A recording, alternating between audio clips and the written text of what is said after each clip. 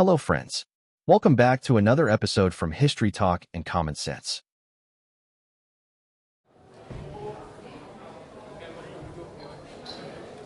In the theater of modern power, we are taught to look for the enemy outside the walls. We are told to fear the unknown threat, the rising tide of danger, the violence that appears, sudden and without warning, in our own streets. But what if the greatest threat is not the one you can see? What if the fear itself is the product? What if the enemy's flag was planted by your own government? This isn't about conspiracy. This is about history, political science, and the most dangerous weapon in a leader's arsenal, the manufactured crisis. A false flag operation is any act committed with the intention of disguising the true source of responsibility, making it appear as if an adversary, a rival nation, a political group, or a terrorist cell was the perpetrator. In the lead-up to war, history is filled with examples where militaries and intelligence agencies have considered, proposed, or executed these deceptions to create a casus belli, or a reason for war. From the sinking of the USS Maine to the Gulf of Tonkin incident, manufactured crises have been the traditional way nations get to war. This tactic of fabricating a pretext for conflict is not a relic of the past. It remains a standing temptation for policymakers today. This technique of crisis initiation isn't just a hypothetical foreign strategy. It is also a form of domestic false flag, where a state actor uses a fabricated event to manipulate its own public, justify new policies, or rally support for military action. In recent history, American policymakers, intelligence officials, and senior politicians have repeatedly voiced and warned about the temptation to use such pretexts against Iran. This is the evidence. For times, high-ranking officials and analysts have described, planned, or warned that the U.S. could stage an attack and blame it on Iran.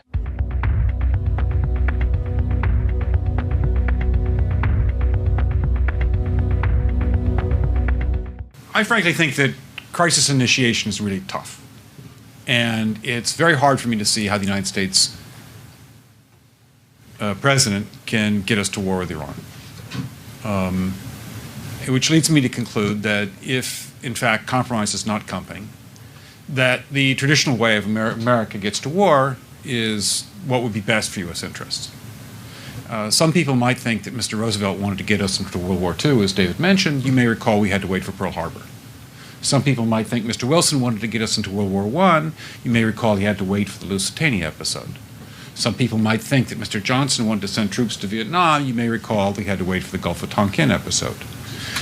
We didn't go to war with Spain until until the Maine exploded. And may I point out that Mr. Lincoln did not feel he could call out the Federal Army until Fort Sumter was attacked, which is why he ordered the commander at Fort Sumter to do exactly that thing which the South Carolinians had said would cause an attack.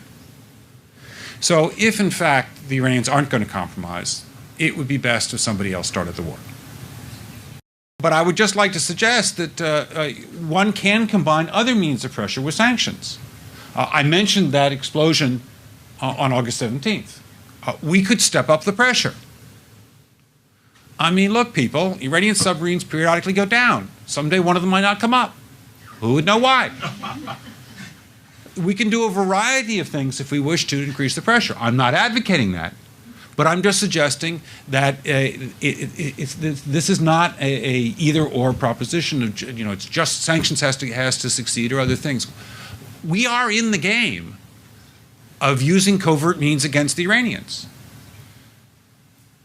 We could get nastier at that.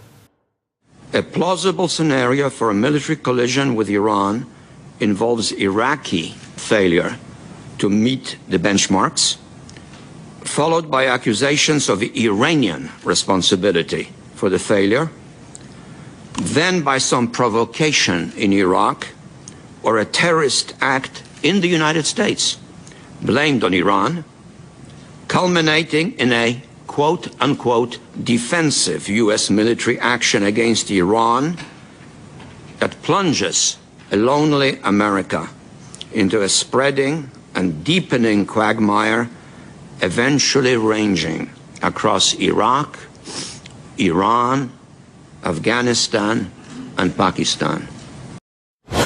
You recently wrote a letter to the president of Iran in which... Yes, you recently wrote a letter to the president of Iran in which you urged him to study the Gulf of Tonkin incident, which we now know was a staged event used to justify war with Vietnam. And you also raised the question, does America provoke provocations? Sir, was this not an out... When did I do that? I have the letter right here, sir, if you want to read it. I have it on me right here. Who else signed that letter? Sir, I mean, that's mainstream media. It's been published in many publications. Do you deny writing that letter, sir?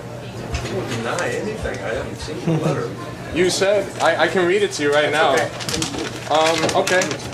You said, presuming that you are not actually ignorant enough to desire war with the United States, you might be well advised to read the history of the sinking of the USS Maine in Havana Harbor in 1898 and the history of the Gulf of Tonkin. I'm sorry. That was a blog on Huffington Post. I did not literally write a letter.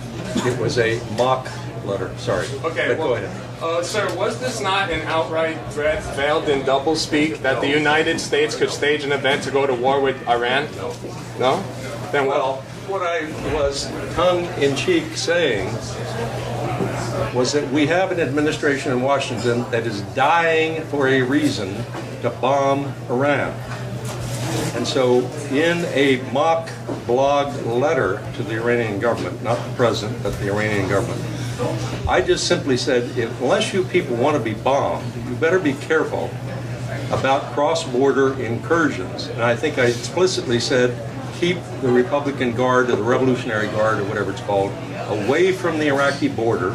I was trying to communicate to the American people what our own government was trying to plan, and that was to find a reason for bombing Iran.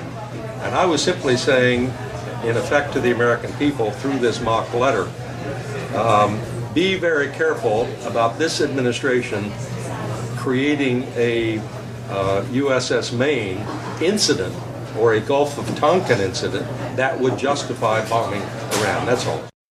There's a bit at the end of this latest article that you wrote that I found actually most interesting in the article. It hasn't got that much attention, but I want to get your take on this. And this relates to a story or an incident that happened a couple of months ago. Many of you remember it. It was in the Strait of Hormuz. There was an incident where an American carrier almost blew a couple of Iranian speedboats out of the water and perhaps would have started the next war, a war against Iran, or potentially a World War III. And it was averted, thankfully, at the last second. We later learned that there was really nothing to be terribly concerned about. The incident was overblown, and that there was a vice admiral in charge of the fleet in the Strait of Hormuz who said basically there was no concern there, that it was overblown. Well, yeah, the second part basically. He was concerned, but it was overblown. We were never threatened. We were never threatened. And you talk about this vice admiral's name is Kevin Cosgriff, and in your article you write, nonetheless, Cosgriff's demeanor angered Cheney, according to the former senior intelligence official. But a lesson was learned in the incident. The public had supported the idea of retaliation and was even asking why the U.S. didn't do more. The former official said that a few weeks later, a meeting took place in the vice president's office. Quote, the subject was how to create a casus belli between Tehran and Washington, he said. What you're writing there is that Cheney, there was a meeting in the White House where Cheney presided over, looking to cook up the next war, a false war based on false intelligence. My oldest son is a lawyer, and when I sent him the story before it was published, basically in a final form, just a day, and he wrote back and he said, you really buried the lead in this one, about casus belli. How many press are here? Anyway, there was a meeting among the items considered and rejected, which is why the New Yorker did not publish it on grounds that it wasn't accepted. One of the items was why not? There was a dozen ideas proffered how to trigger a war. The one that interested me the most was why don't we in our shipyard build 4 or 5 Iranian boats that look like Iranian PT boats, put Navy SEALs on them with a lot of arms, and the next time one of our boats goes through the Straits of Hormuz, start a shoot-up. Might cost some lives, and it was rejected because you can't have Americans killing Americans. But that's the level of stuff we were talking about, provocation. But that was rejected. So I could understand the argument of not writing something that was rejected. Maybe. Basically, my attitude always towards editors is they're mice training to be rats. So, but you have to, you know, but the point is, J. June, if you know what that means, silly, maybe, but potentially very lethal, because one of the things they learned in the incident was the American public, if you get the right incident, the American public will support, you know, bang, bang, kiss, kiss, you know, we're into it.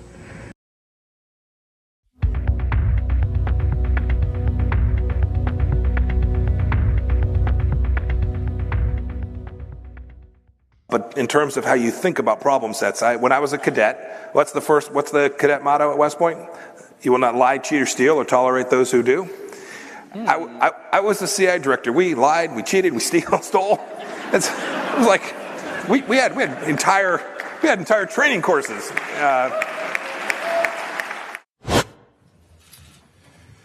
Good afternoon. It is the assessment of the United States government that the Islamic Republic of Iran is responsible for the attacks that occurred in the Gulf of Oman today. This assessment is based on intelligence, the weapons used, the level of expertise needed to execute the operation, recent similar Iranian attacks on shipping, and the fact that no proxy group operating in the area has the resources and proficiency to act with such a high degree of sophistication. The testimony you've heard, coming directly from individuals in positions of power, from a former national security advisor like Brzezinski, to a top investigative reporter like Seymour Hersh, to the former CIA director, Mike Pompeo, reveals a dark and persistent pattern. The discussion of staging incidents, whether sinking Iranian ships, planting explosives, or running covert naval operations, is not some conspiracy theory. It is a documented part of the strategic toolkit discussed at the highest levels of the U.S. government. The ultimate goal of such an operation is always the same: to create a pretext that convinces the American public and the world that a war is necessary and just. Remember, the term false flag usually refers to a foreign deception, a government faking an attack by a foreign enemy to justify an international conflict. But the evidence also points to a more insidious version, the domestic false flag. It means that instead of aiming outward to start a foreign war, this operation aims inward, at a nation's own people and politics. In the scenarios discussed by these officials, the true target of manipulation is internal, the trust and opinion of the nation's own people. The goal is often to use the fabricated crisis to achieve one of several key goals at home: manufacturing consent for new laws, faking an internal terror threat or incident to convince the public that strict, new domestic security laws or policies are necessary, silencing critics, staging an event and blaming political rivals, activists, or internal dissenters for it, effectively discrediting or criminalizing opposition, manipulating the political landscape, using the fabricated crisis to manipulate public discourse right before an election or a key policy vote, steering the outcome to benefit the orchestrators. The cost of a war is measured in lives and treasure. But the true goal of the domestic false flag is not bloodshed. It is the manipulation of trust. Because if a government or an agency can fake an enemy, they can also fake the need for power. The flag of the true enemy is not terror or chaos or foreign aggression. It is the color of unquestioning belief. Your vigilance is the only shield. The only thing they cannot fake is an educated public. Remember, the only defense against this kind of deception is vigilance. Thank you for watching. If you are finding this information helpful, please give it a thumbs up. We encourage you to share your valuable feedback and tips in the comment section below. Thank you for your likes, shares, and comments.